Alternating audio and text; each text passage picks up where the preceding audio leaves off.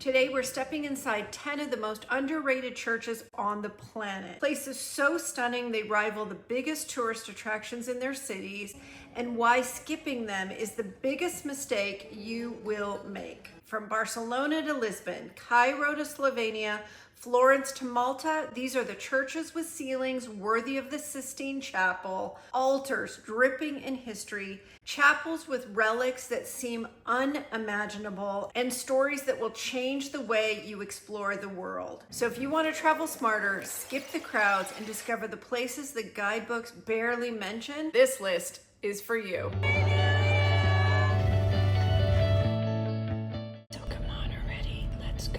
Hi everyone, I'm Leslie, and I love all things travel that surprise me, that challenge me, that change me, and if they're churches, even better. After traveling to 83 countries and never missing a single church, today let me shock you by showing you my top 10 most underrated churches in the world. Starting right out of the gate, number 10 is the Basilica Santa Maria del Mar in Barcelona, Spain. Santa Maria del Mar, or Saint Mary of the Sea, was first mentioned in the year 998, with the current church completed in 1383. It was not built by royalty or the elite. It's the only major Gothic church in Europe that was built by and for the working class. During the Spanish Civil War, anti-clerical rioters set the church on fire. Many of the images, decorations, and the Baroque altar were destroyed. The church burned for 11 days and still survived.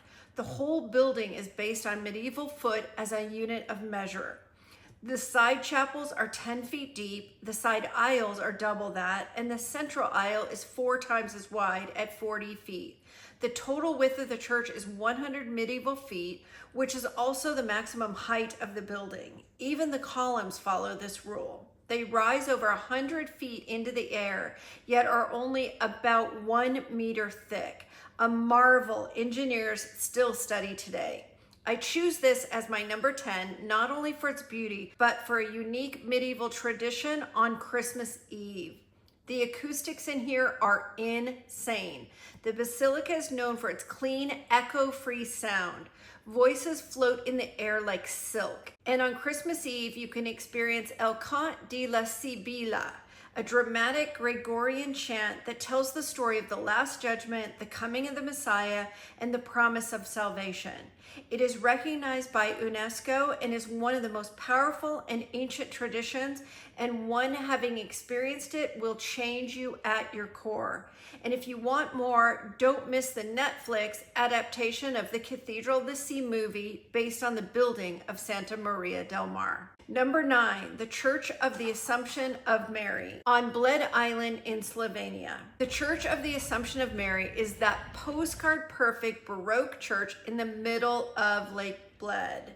This tiny single nave chapel is famous for 3 things: its jaw-dropping location, how you get there, and its legendary wishing bell. Visitors and wedding parties climb the stone staircase, all 99 steps of it. Grooms are expected to carry their brides to the top for good luck. Inside, they ring the bell from 1534. Legend says if you ring it 3 times and make a wish with a pure heart, it will come true. This little chapel has serious history. It evolved from a pagan temple, became a church in the 12th century, was rebuilt in a Gothic style in the 15th century, and later received its Baroque look with an added chapel in the 17th century. And yes, the bell tower has even been hit by lightning, several times in fact. Traditional flat-bottomed boats, a bit like a gondola, are the only way to reach this island. They're called Pletna boats. In the 1800s, the ruler Maria Theresa granted exclusive rowing rights to only 22 local families as compensation for poor farmland. Those rights and the hand-built boats have been passed down through generations and are now protected as part of Slovenia's cultural heritage. Locals say you have not truly visited Bled until you've taken the boat ride to the church. The views here are spectacular. Number 8, Barcelona Cathedral in Barcelona, Spain. The Barcelona Cathedral is the seat of the Archbishop of Barcelona and a textbook example of Catalan Gothic style. Instead of reaching for the tallest possible spires, this style focuses on balance and harmony. Construction began in the 14th century and the cathedral was not fully finished, including its dramatic exterior, until the 1800s. It sits in the heart of the Gothic quarter. The cloister surrounds the famous Well of Geese, home to 13 white geese that live inside the cathedral complex. The church is dedicated to the co-patron saint of Barcelona, and her relics are entombed in the crypt below it. Two things make this cathedral extra special for visitors. First, the virtual reality experience that lets you see hidden areas and how the cathedral evolved from Roman times. Second, you can actually go to the roof. Your tickets include access to a hidden elevator or staircase that takes you straight up for panoramic, incredible views of the city, the Gothic quarter, the gargoyles, the city skyline. It's one of the few churches where you can literally walk along the rooftop and look down on the cloister and see those famous geese. Number 7, the Basilica di Santa Croce in Florence, Italy. The Basilica di Santa Croce is officially called a minor basilica and the principal Franciscan Church of Florence. There's nothing minor about it. This is the largest Franciscan church in the world. It sits on the Piazza Santa Croce, about 800 meters southeast of the Duomo, on what used to be marshland outside the old city walls. Not to name drop, but this is where Michelangelo, Galileo, Machiavelli, and the composer Rossini are buried. Michelangelo's body, in fact, was secretly smuggled from Rome in a crate labeled as merchandise so he could be laid to rest in Florence. Legend even says Santa Croce was founded by St. Francis himself. The church also holds the largest collection of Giotto frescoes in the world. The architect who designed the dome of the Duomo was also involved here. As if that were not enough, this is also the memorial site of Florence Nightingale. Most people know her as the founder of modern nursing. Few realize she was actually named after this city in Florence where she was born. And do not miss the leather school behind the basilica. It was founded to teach a trade to war orphans. Today you can still watch artisans handcraft leather goods in that same space. Number 6 is the Cathedral Santa Maria of Palma in Palma de Mallorca, Spain. This is the 1327 Cathedral of Santa Maria of Palma. King James I chose the most dramatic spot possible, right on the waterfront, and ordered it to be built over the former mosque as a symbol of Christian reconquest. Watching it rise as you sail into Palma is unreal. The cathedral has 3 parallel naves, including one of the tallest Gothic naves in the world. The huge rose window at the front is almost 14 meters across, making it one of the largest Gothic rose windows anywhere. The central nave soars 44 meters high, putting it among the tallest in the world. The supporting pillars are famously narrow compared to the height of the vaults, which fascinates architects, and inside you can still find one of the oldest organs in Spain from the 15th century. Gaudí also left his mark here. In the early 1900s, he was invited to oversee restoration and redesign the interior to bring the altar and liturgy closer to the people. Some of his changes are loved, but some are controversial because they removed Baroque elements, but his influence is unmistakable. Twice a year, on the 2nd of February and the 11th of November, the cathedral hosts the Festival of Light. As the sun rises, it shines through the great eastern rose window and projects a perfect rainbow-colored figure 8 onto the opposite wall, lining up with the smaller western rose window. For a few minutes, the 2 windows form what locals call the double rose or magic 8. It is pure Gothic engineering and absolutely worth planning for if you're in Palma during these days. The 400 years it took to complete this architectural stunner was worth every second. Number 5, Valencia Cathedral in Valencia, Spain. This is the 1238 Valencia Cathedral. While beautiful on its own, its real claim to fame is the inside of the chapel of the Holy Chalice. Many scholars believe this reddish agate cup may be the actual chalice used by Jesus at the Last Supper, or at least the most historically plausible candidate. The cup itself likely dates from the 1st century, and it sits in an ornate gold stand covered with jewels that was added later to honor it. Light from the chapel window hits the chalice at certain hours, so it glows on the altar. There's even a tiny angel above the altar holding a small chalice. Pope John Paul II and Benedict XVI both used it during Mass, and pilgrims from all over the world travel to Valencia just to see the chalice. It's believed to have made its way from the Near East to Spain, eventually arriving in Valencia under King Alfonso the Magnanimous in the 1500s. Don't just stay inside though. You can climb the 207 steps of the bell tower for one of the most cinematic skyline views in Spain. And on every Thursday at noon, right outside, the water tribunal meets. This literal medieval court has been resolving irrigation disputes for over 1,000 years and is now listed by UNESCO as an intangible cultural heritage. Number 4, St. Sergius and Bacchus Church in Old Cairo, Egypt. St. Sergius and Bacchus Church is one of the oldest Coptic Christian churches in Egypt, dating back to the 4th or early 5th century. When you stand here, you are literally in one of the earliest continuous Christian worship spaces on earth. Staggering. According to Coptic tradition, Mary, Joseph, and infant Jesus sheltered here during their flight into Egypt. Below the main altar is a crypt that likely dates back to the 11th century.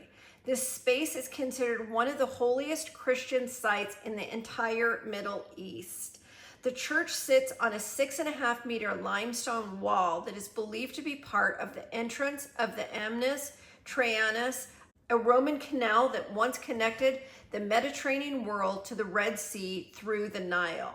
So in one place, you have Roman engineering, Coptic icons, and a biblical history stacked on top of each other. Absolutely unreal. Look up at the wooden ceiling. It was built to resemble the hull of an upside-down ship, symbolizing Noah's Ark and the church as a vessel of salvation. And when you finish here, don't miss the nearby hanging church, which is literally built on top of the gatehouse of the Roman fortress of Babylon. Number 3, St Johns Co Cathedral in Valletta, Malta.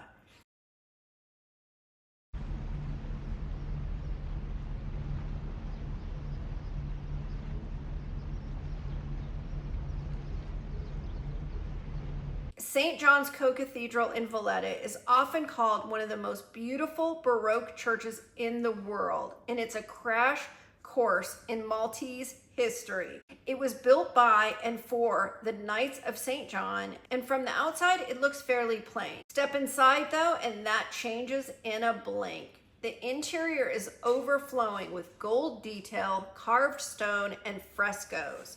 The floors are covered with 400 inlaid marble tombs, each one a unique work of art marking the resting place of a knight. The vaulted ceiling shows the life of St. John in dramatic scenes that seems to move as you walk. Then there's a showstopper here too. And when I say showstopper, I mean piece de resistance. Caravaggio's masterpiece, The Beheading of St. John the Baptist. It's one of the most dramatic artworks in human history, his only signed work, and one of his largest paintings.